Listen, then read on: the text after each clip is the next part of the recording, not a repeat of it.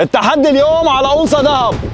ما تفكر انه انت نازل تعمل اكتيفيتيز انت بتعملهم كل يوم. انت بتستغرب الطريقه اللي بدك تتذاكى فيها. برافو، بسرعه بسرعه. عم بيعربش. ليتس جو. اقلبها اقلبها. طيب هيبلش. شباب قبل اي شيء يعطيكم الف عافيه، وكل واحد فيكم انا ححطه على راسي من فوق. تحت شرط واحد، نضلنا عم نورجي لبعض احترام. ما بدي اكثر من هيك، احترمني ححطك بعيوني. حتقللوا احترام، انا ما حقلل من احترامك بالمقابل، بس رح تعمل بانشمنتس احنا عاملينهم تحت. البوت كامب حيبلش بعد بالضبط 20 دقيقة من هلا. رح ننزل أول شيء هايك على ضوء القمر. انتوا حيكون معكم ضوء وانا حسلمكم اياهم بعد شوي هيدلايت. فيك تضويه بس نكون بالبوت كامب.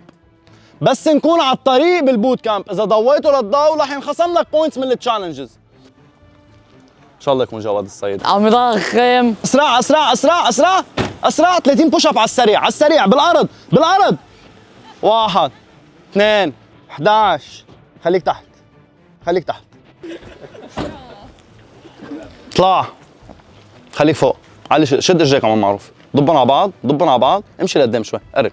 امشي انت وهيك امشي. امشي بقى امشي بقى امشي بقى. حتسمع المقدمة اللي نحن عملناها هلا من شوي على السريع، لانه انا ما حارجع اعيدها مرة ثانية، بس على السريع حاعملها. اوكي؟ كل شيء معك اكل وشيء غير انك تنام عليه، لانه الخيمة انا اللي حاعطيك اياه. غير النومة ممنوع ينزل لتحت، تتركهم بالسيارة مع الكوتش. معك 5 دقائق تحطهم بالسيارة وتجي على السريع، شكرا. اسرع يا جواد بليز. اعتذر على التأخير اللي صار من ورا جواد السيد، عاقبناه عليه.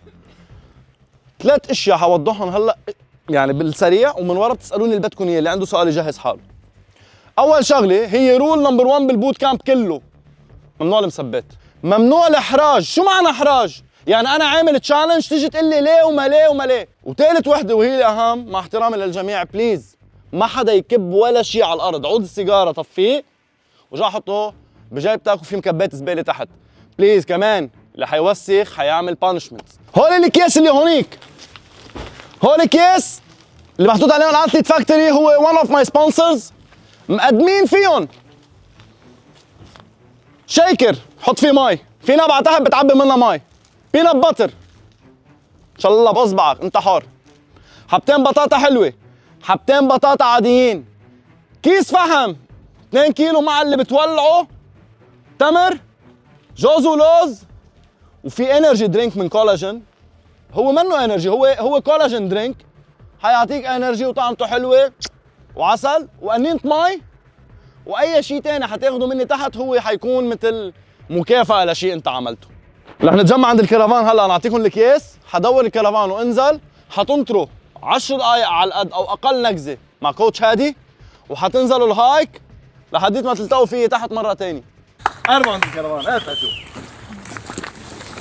حاعطيك كيس، هو مش من قيمتك، شيك على اغراضك كيس، شفت شو عم تشوف بقلبه؟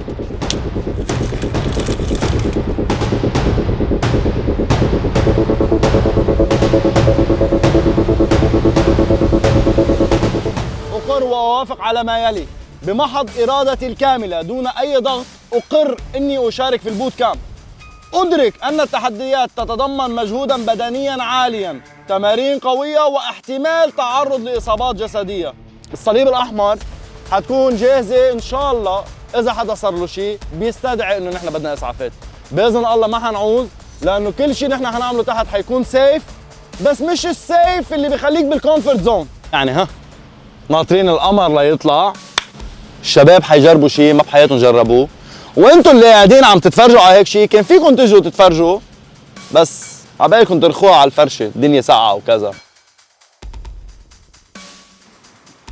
اعطوا لي تليفوناتكم، واللي حينكمش انه مخبى تليفون وهو معه تحت صار اوت اوف ذا تشالنجز.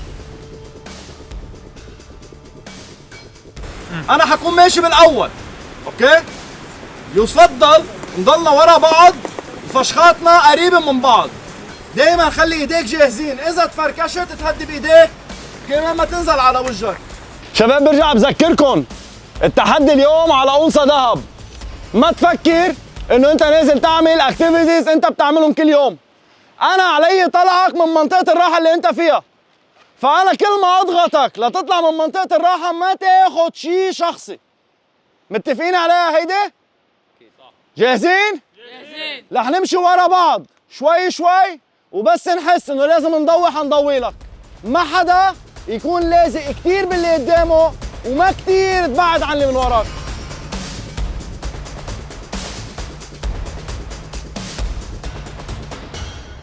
بلش وقت الجد. تعرفنا عليكم شكلا، مضمونا لكون صريح اخذت بعض الفكر عن بعض الاشخاص، بس افعالك بالتشالنج تحت حتبين انت مين. كون انت ما تتصنع، وكل شيء عقلك بيقول لك اياه انك مش قادر ما تصدقه، وكل شيء انا بقول لك اياه صدقني. ما تتوقع انك انت نازل تعمل اكتيفيتيز او تولع مارشميلو.